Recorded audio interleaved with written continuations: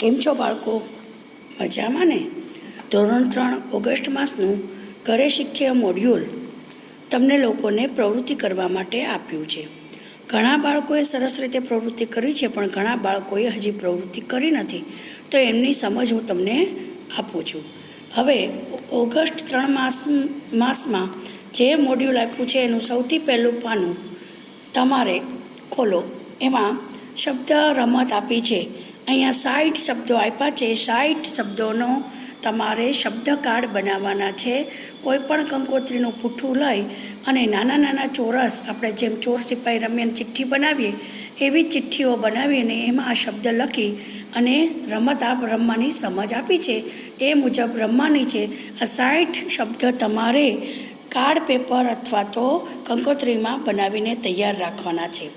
ત્યાર પછી ઘરની દિવાલ ઉપર તમારે ફૂટપટ્ટી દોરી તમારી ઊંચાઈ માપવાની છે અને એ ઊંચાઈ જે તારીખે માપી એ લખવાની અને પછી પાછા આવતા મહિને માપો તો કેટલી એમાં વધારો થયો એ નોંધવાનું છે.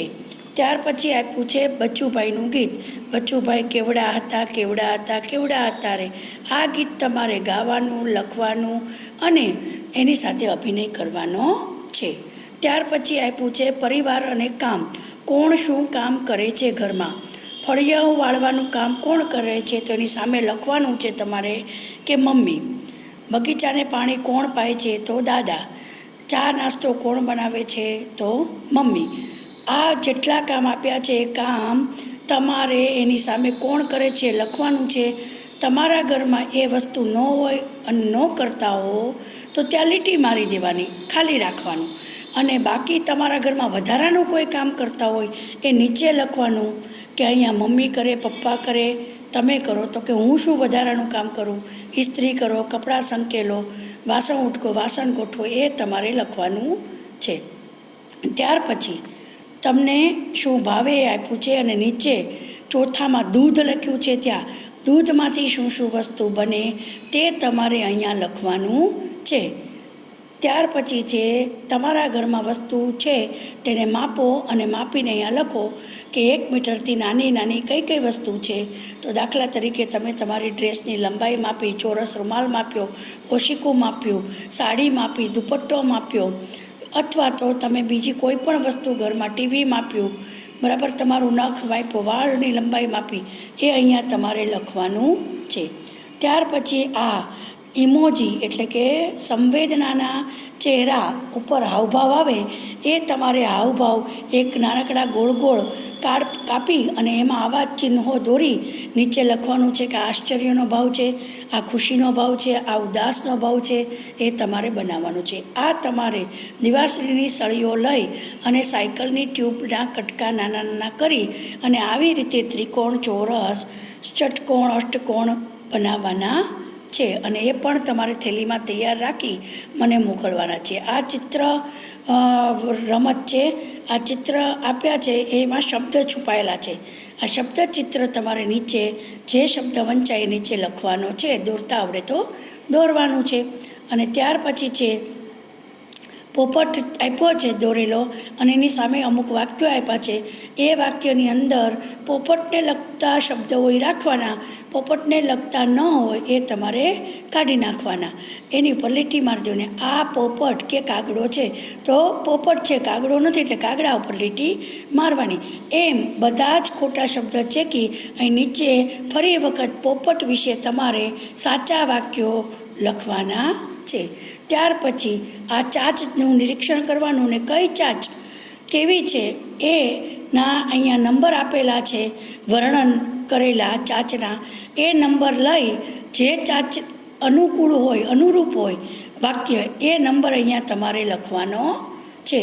ત્યાર પછી આપ્યું છે તમને છેલ્લું કે તમારે આવી રીતે એક ચોરસમાં આવી લાઈન દોરી, આવો આકાર દોરી તમારે કટિંગ કર્યા પછી એમાંથી જો ઉપર પક્ષીનું ચિત્ર બનાવ્યું, મીણબત્તીનું ચિહ્ન બનાવ્યું, ચિત્ર બનાવ્યું, એવા તમે બીજા જુદા જુદા ચિત્રો બનાવી કાગળ ઉપર ચોંટાડી અને એ કાગળ તમારી થેલીમાં મૂકી રાખજો.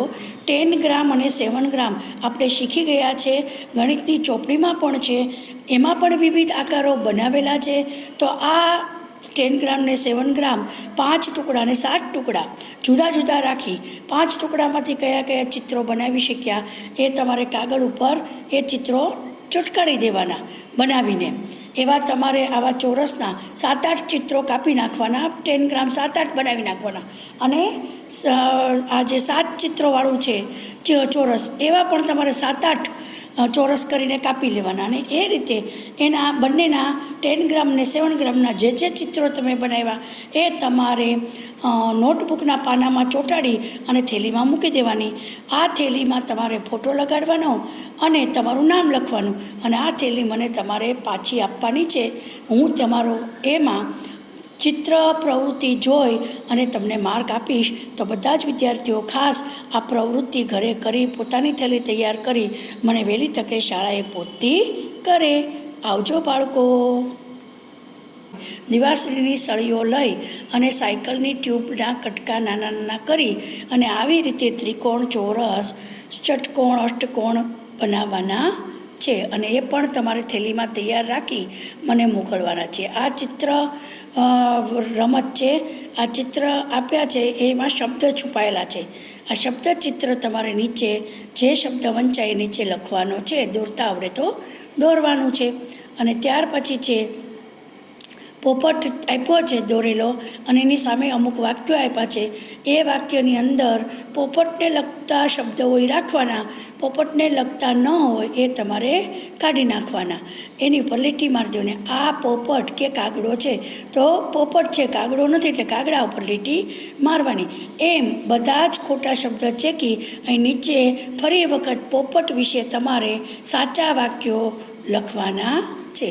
ત્યાર પછી આ ચાંચનું નિરીક્ષણ કરવાનું ને કઈ ચાંચ કેવી છે એના અહીંયા નંબર આપેલા છે, વર્ણન કરેલા ચાંચના. એ નંબર લઈ જે ચાંચ અનુકૂળ હોય, અનુરૂપ હોય વાક્ય, એ નંબર અહીંયા તમારે લખવાનો છે.